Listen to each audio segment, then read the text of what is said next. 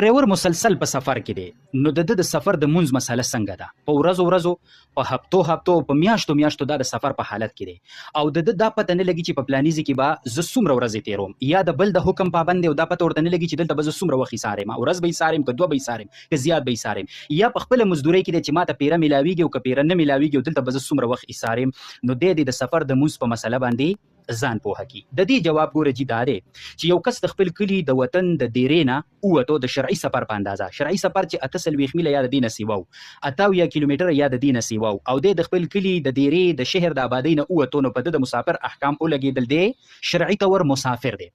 دا د ځان سره یاد ساته چې ته مسلسل په سفر کې کنه نو ته مسلسل مسافر یې. ته به مونځ سفرانه کې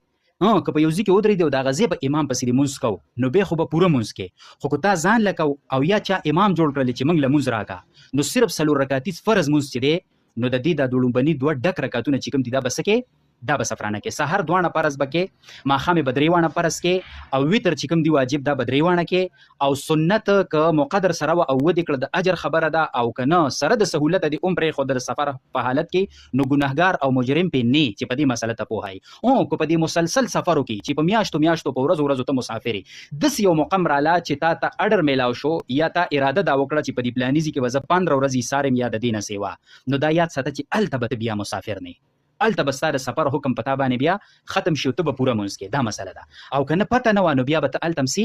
مسافر به. دا یو ضروري مسله ده او بعضې ملګرو یې تپوسونه کړي د هغوی سره هم شریکه کوي، دا به د اجر خبرې.